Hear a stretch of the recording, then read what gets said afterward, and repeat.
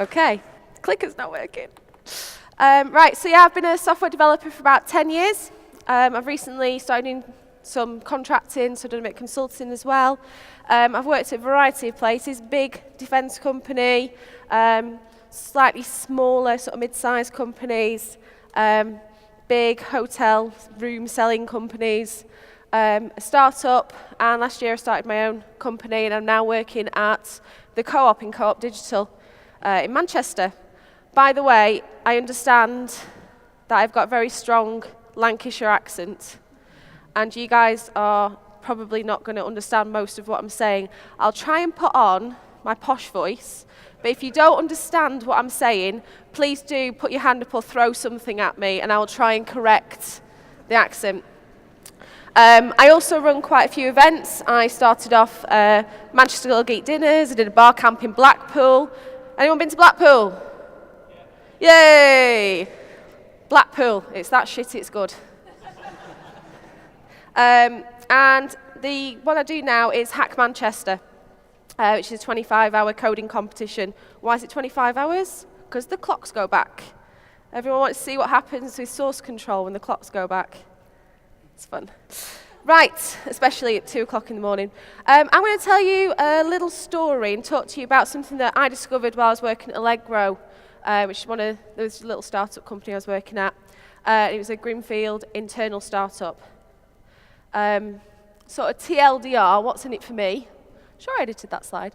I'm going to take you on a journey with me, and if you guys at any point decide this isn't the journey for me, this isn't the talk I want to go to, I do not mind you getting up and walking and going to the other talk or going out for a cigarette or getting a coffee or anything, that's fine. But I do want to put a little caveat in here. So this is a new way that I discovered of doing user stories. It worked for me on the projects that I've worked on. It may not work for everything and everyone. It is not a silver bullet. So the story. Are you all sitting comfortably? No. Are these chairs not comfy? Right.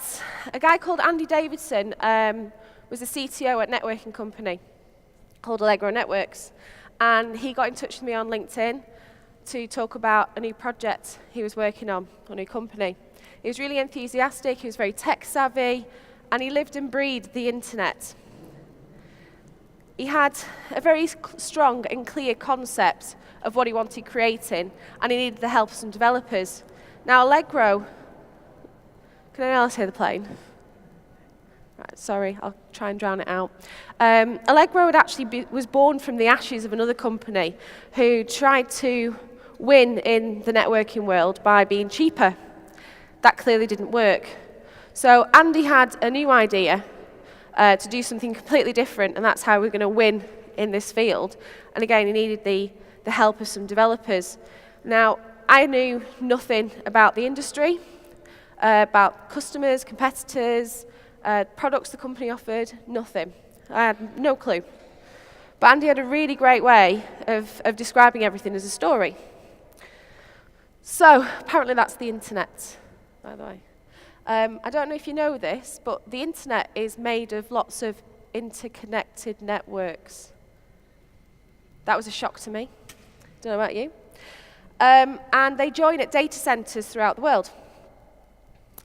Now, how are these networks connected? What happens? Well, these are network guys. They own networks, they have AS numbers. They go to networking conferences where they meet each other and decide it'd be a really good idea to connect their networks. That is literally what happens. That is network conferences, networking. The next step in them deciding to connect their networks is this guy. Not this particular guy, but you get the impression. In a data center, and he has to manually, are we being turned up for the planes? He has to manually configure at each end of the data center connection the routes to go through the network and also plug in a cable. That takes a bit of time, but the other thing that takes a lot of time is having to ring up and find companies that can give you that service in data centers where you already are either nearby or you're already connected to. This takes a really long time. Also, that kind of stuff, it's like an old boys club, isn't it? If you think about the internet and what we're built on, and it's built on people going around and doing this, meeting face to face, it's quite archaic. So Andy's dream was these guys who do meet at a conference, or they could just decide that their companies would be good to connect online, but they can break out the Allegro app, because everything's always an app, isn't it? They've both got the app, and they've both got data connection at places that they're similar. So they get the app out. Customer B requests a connection to customer A. System's going to warn him that he's over his limit. This is the story Andy told me, by the way. So if anything's being missed or anything seems a bit convoluted, this is the story. Customer B says, yep, that's great. Customer A says, yep, that's great. Pops up, do you want to do this? Yep, connected. And the deal is done. It's instant. It's done while they're still having a drink, rather than the next day when you have to do that phone call, that ringing around. It's a good idea. It's not a new idea. It's an idea that's been around for a long time. All the big boys, big companies who are big in the internet world have been trying to do it for years, and no one's ever managed it. But this was a whole new world for me. The idea, as I say, was entirely new. The domain was entirely new to me, and the users. And it was a greenfield project. Where did I go? At this moment in time, I am on my own. I'm in a company of about 15 people. We've got the engineers, we've got the support. So this was a new idea inside an existing company that had just been rescued by some investors who were buying into Andy's idea, Andy's story. I had another couple of developers who would be joining me, who I used to work with at a previous company, so they were still serving out the notice. I had 2 weeks. 2 weeks, what do I do? I'm on my own. It's hard. So I decided to do me some investigating. Now, where do you all turn when you're doing some investigating? Anyone? It's like a pantomime, this bit. But pretend we're in Blackpool, guys, who've been. Where do you go when you're going to do some investigating? Internet. That's right. Google. And I literally did do this, by the way. I did actually type into Google, how do I start a greenfield project? Because I don't know about you lot, but mostly in developer world, we end up picking up other people's code and other people's ideas and just sort of carrying it on and bodging extra bits on and complaining about the guy that wrote terrible code before us. So what did the internet say? Make a project board. Never done a project board before. Usually it's all like Jira and some sticky notes and not really starting a new thing. They were talking about user identification, competition identification, so figuring out who we were up against, user journeys, mockups, that kind of thing. So how did I make a project board? Step 1, listen. Again, I was saying it's a small company, and there's about 15 people in it. So we had the CEO, CTO, investors, finance, sales, support desk, and the network engineers. Everybody in there. Can you imagine how many ideas came out and how much noise there was? So how did I listen when there was all that noise? Well, the first thing I did was, has anyone read any Terry Pratchett's? A few people. There's a concept that he brings in from the witches called headology. So not psychology, headology. And the bit of headology that I did here was sitting down with each person on their own. It makes them feel really important and valued when you sit down and you listen to one person and their ideas, and it also gets rid of all the noise and you can concentrate on them. We'd already had the collaboration with lots of other people to get some of those ideas coming to life, but at least everyone gets a voice. People really need to feel valued and like somebody's listening to them and taking on their ideas. And they were all really good ideas from different areas in the company. Step 2 is to write everything down. When you document things, when you sit and listen to somebody and you're writing it down, they feel that you're definitely listening. And because the idea is no longer in their heads, they've given it to you, they let go. And they can start thinking about new ideas, and they trust you with it. And they'll also stop banging on about it and going round and round and round. Problem with that is, it's a lot of writing. And I don't know about you guys, but I'm not used to writing. I've got cramp in my hand. The other problem is it creates a massive backlog. We were kind of going with an agile way of thinking. Less things coming up. So if there's less things coming up in what you're about to work on, sorry, I made a different slide before and obviously didn't save it. If you've got a massive backlog that might take about 6 to 12 months from somebody coming up with an idea to the development team actually getting hold of it and working on it, two things happen. One, times change. 6 to 12 months is a long time in our industry. Second thing that changes is people start to think of this as a black hole, and I'll just chuck everything in, which obviously exacerbates the problem.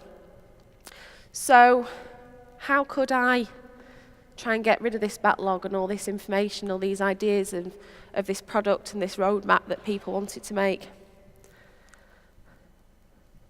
All that headology, all that listening to people, bit of therapy, let them go with their idea. That's when I just took them all and threw them in the bin. I didn't let them know about this because people get very attached to their ideas.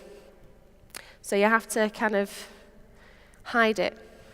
I literally just threw it in the bin, and there was no putting it in Jira in a backlog or anything like that. It was thrown away. But again, because people's brains were empty, they were able to, and they didn't have that big backlog in the way, they were able to think in the here and now. So it meant that as we were going along, we could get quick feedback. So it was a great thing. So that was how I got all the ideas of where we were going to start creating the project board. What the project board really needed was the vision. I Googled the vision and this came up. I have no idea what this is. Anybody? The project board wanted a vision, so I complied. This was the vision, making it easier for customers to connect data centers.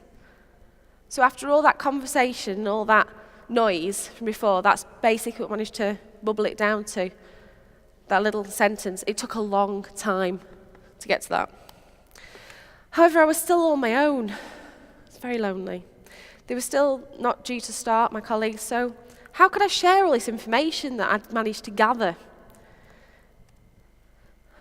I started creating a wiki. So I put the vision up there, started putting some scenarios. Please don't read this, there's far too much text. Put some scenarios together, started documenting the story that Andy had told, and I typed, and I wrote, and I typed. I was like, brilliant. Looking back to my past, I'm becoming a BA. Yeah. And what do BAs do?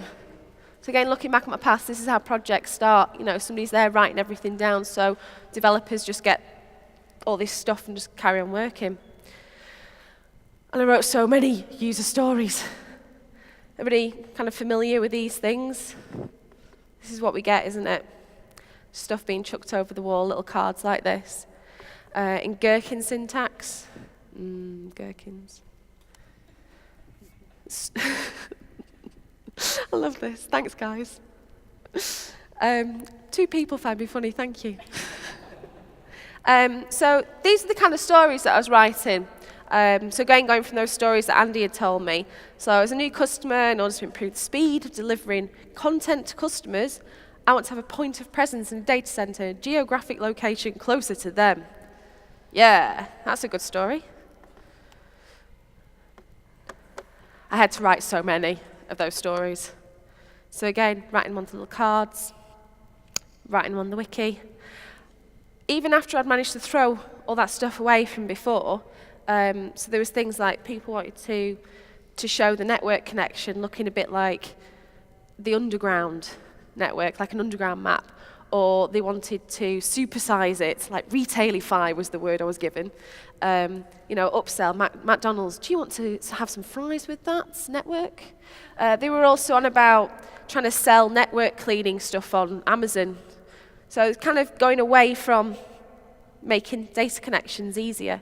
I know that having nice clean fiber optics would help there, but I was still drowning in information even after I got all this out of the way, because there was still so much that this app had to do. And even trying to narrow it down, it was still too much. And I just went, stop. What are you doing? I was getting up in the morning and writing stuff down, wasting my time. Why am I writing stuff? Printing it out, put it on a wall to make it look pretty. But no one's ever going to read that. No one's going to look at those mock-ups. It doesn't look very inviting, does it? Even with my beautiful handwriting on there. It didn't really mean anything. The user journeys that it was talking about, I'd never heard of those before, but they're kind of supposed to show you touch points of a customer and how happy they were. So I could do that for like a before and after and show the customer being all grumpy, sad face because everything's taking so long, and then happy at the end when they get what they want, or maybe not. I just realised that I was doing a lot of process for process's sake. Has anyone heard of cargo culture? Okay, let's tell you all the story. Sorry for the guys that know. By the way, I tried to get a photo to show cargo culture, and all I could find was this tribe that worships Prince Philip. I don't know why. So cargo culture, basically, there was a little island in the Pacific. Pacific or specific? One of the two. Little island in the Pacific Ocean that was used by the Americans during the Second World War, I think it was, as an air base. And the indigenous people of the island, they had a big problem in that these people were coming down and they were no longer hunting for anything because the sky gods came and brought them all these big crates, all these big cargoes full of sweets and food and everything. They didn't need to hunt anymore. And then all of a sudden the war ended and the army went. And the indigenous people were left there, wondering where the sky gods had gone with all their food. It's a very tragic story. What they tried to do was to beckon the sky gods down. And what they did was they put some coconut shells on their ears. They started waving some sticks. They lit some torches. You're laughing now, you're going to regret that in a minute. They had some torches down the runway. They had a little hut at the end, so with the coconut shells, trying to beckon the planes down, so mimicking what they'd seen the Americans doing to try and get the planes to come and bring them the food. It's a very tragic story because a lot of people actually died because they were putting all that effort into beckoning down the cargo rather than hunting. So say, you feel bad now, don't you? However, on a caveat with the Prince Philip story, it leads me straight into, have I told you I met the Queen? I like to shoehorn that into most conversations. Anyway, going back to the proper thread of the story. Andy tells a really vivid story when he's telling that. So I kind of went back to basics. So what are you doing? You need to forget all this stuff that you're doing just because you've seen it done before, and that's how it's supposed to be. Forget all the past, forget everything, strip it all away.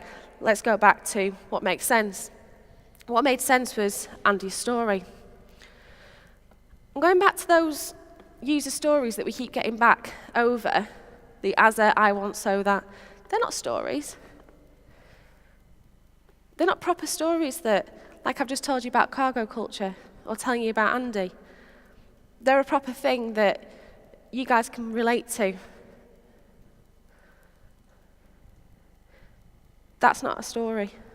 That's a user story. Incidentally, the gherkin syntax, it's just there as a placeholder. It's a template to get people started on writing stories. They are supposed to be there. You probably heard this all the time, but they are supposed to be there as a placeholder for a conversation so that you can get that proper story. This is it as a proper story, which is a lot more wordy than that, but a lot more concise. Again, please don't read reams of text. The problem with that story is that it's not really very personable. Customer A, customer B, doesn't really make much sense. So I changed some things and I started to add characters in to make it more relatable, give them a bit more personality. So what made more sense to me is that we had Bob, who was from Netflix, Jenny from PlusNet, who were a service provider back in the UK. They're a great Yorkshire company. They meet at the networking event, decided it'd be a great idea to connect so that their PlusNet customers can Netflix and chill without going through loads of other networks and buffering. Because nobody wants buffering when, Netflix and chill. Both have the Allegro app. Bob requests the connection, blah, blah, blah, toasting to their success.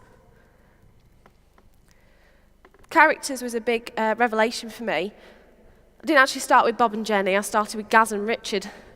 Gaz was somebody that I knew from roller derby training, actually, who worked at Zen Internet, who were an ISP. So that was a guy that I knew from an ISP. And Rich was a guy who I was working with at my previous company, used to work at Auto Trader. And Auto Trader use a lot of these services because they've got quite a lot of people coming to them. So that was how the characters started to come into play. Why has it not saved me? That'll be why. Maybe it's this one. It's all right, you can answer it, it's fine. Go for it. I had about 3 versions of this presentation open. There we go. Right. I think we're back in the room. That was my characters slide. Okay. That's when I brought the characters in. There's characters. Right. So I got to thinking about the magic of the characters and how they really came alive for me. It's a good film, good film. I remembered a friend about 10 years ago, and he used to do blogs as a comic. And I thought, back in the day, oh, I'll have a go. These are like online generated ones, because I'm terrible at art, really terrible. So I had a go at playing with these, and it was to tell the story of when I was working at this big defence company, and a pigeon had got into the office, and the guy had come in to take the pigeon away or get rid of the pigeon. And I remember this pigeon flying around, and the guy going, oh, look over there. And I was like, oh, I know what you're doing. You're going to shoot the pigeon and you don't want me to see. So there's a little comic to tell people about that little story. I know it's a really rubbish story. I am rubbish at stories. But it did make a really ace comic, which got me to thinking, could comics help in telling this story? So those reams of text that we had before about Gaz and Rich meeting at a networking conference, and they did actually look just like this, modelled on real life. So they're there having a little natter at the conference and saying, hey, we should totally connect. They use the Allegro app, so they get little phones out, connecting. And every single comic that I do, by the way, always ends in this. Because that's how you want people to feel. So going back to those user journeys with the person's face and their emotions going up and down, how much richer is this? You know, these guys with their eyes wide open. I've got a little laser pencil, haven't I? Yes. Yeah. Look at the excitement in this guy's eyes at the opportunity to use the Allegro app. Look how happy and excited he is. Look at them with their beers. So I used a little thing called Bitstrips, which had a big trend on Facebook, I think, a couple of years ago. That was after I made it cool, by the way. I was proper hipster. I was using that before all the cool kids. But it's ace because you get these little puppets, and you can like change the direction of their eyes. I don't have to tell you my rubbish story about me being a bit afraid of the dentist and the dentist going out of the room, me doing a runner. That's much better. You can kind of drag and drop people, you can tilt the heads. It's pretty cool. Sometimes I run this as usually I run this as a workshop where people get to have a play and go through the journey of doing the user stories to writing a proper story with characters, which then puts you in a great position to tell that story as a comic.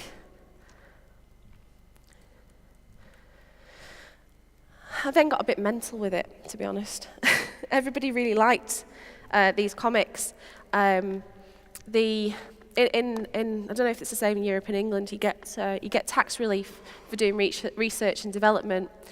We had some accountants come round to try and find out about that. I've just taken ages telling you what the company did. It took me ages to understand what the company did. All I did with these guys, these accountants, was just give them the comic. 2 seconds later, oh yeah, we get that. Can we take a photocopy of this? It was great. I could give it to my mum.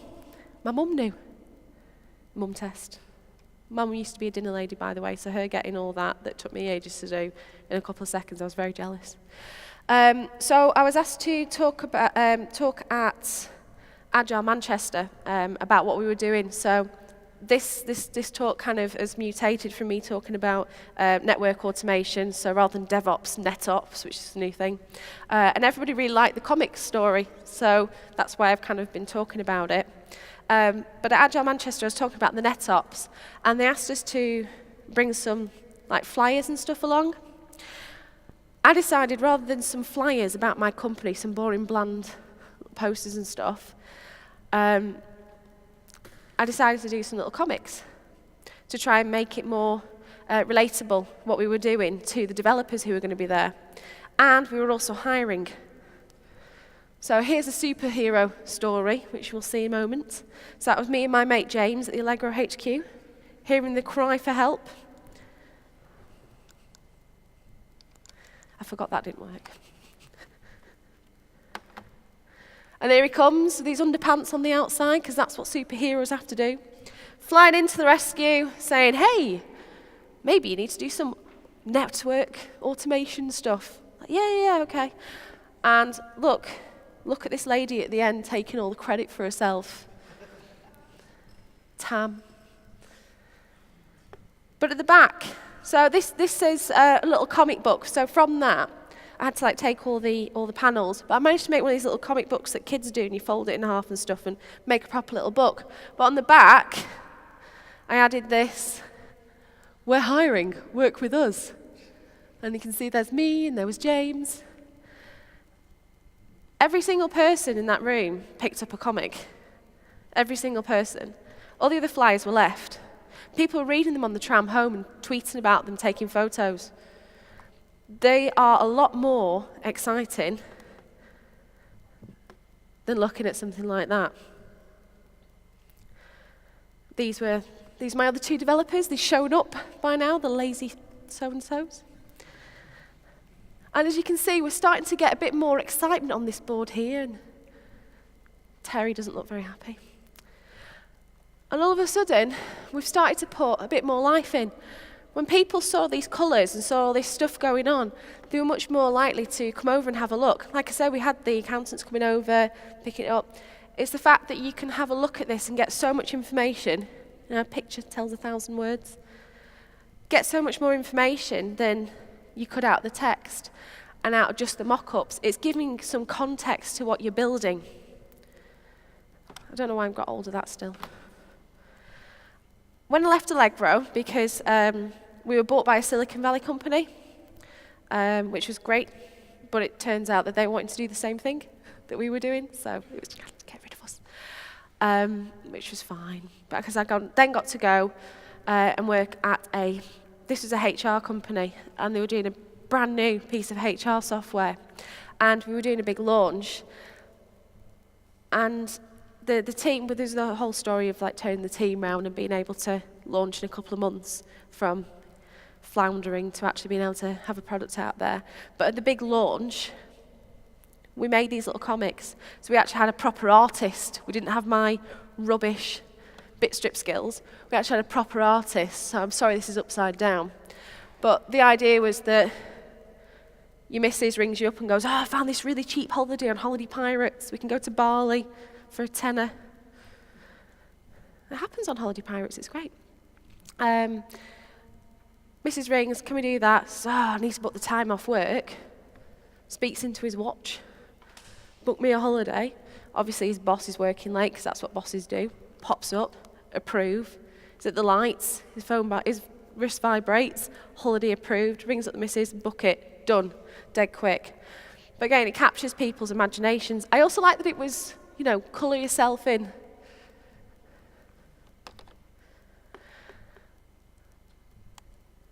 If you want to have a go at doing the Bitstrips thing, that's the URL to go. If you just go to Bitstrips, I think it just wants you to log in with Facebook or something.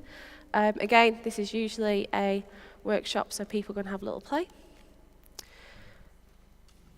So going back, I had no idea about the domain or the language used by the new company and colleagues. We were going to be automating what they did. That was the whole point of us being there. So I needed to learn quite quickly. For me, these comics were a really great way of gathering anecdotes and scenarios, helped me understand our users and our systems better.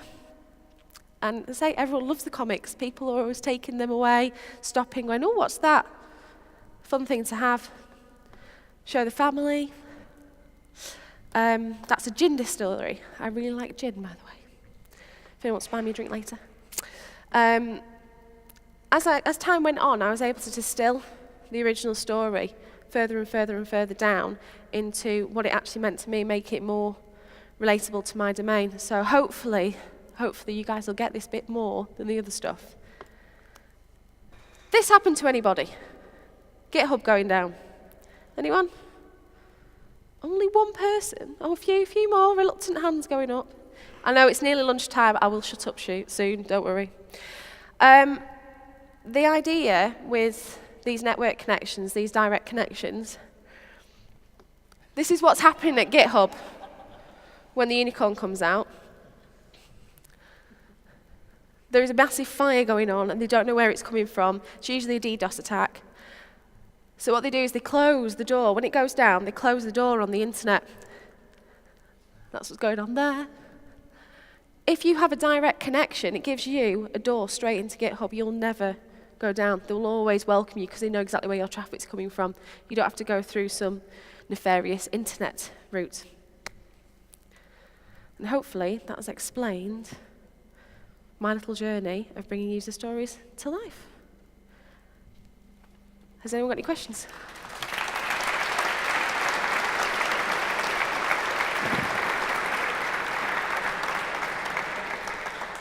Have we got the amazing throwable microphone yet? It appears not yet. Oh, I was promised a ball we could throw. Has anybody got any questions? Even if it's just, how did you meet the Queen?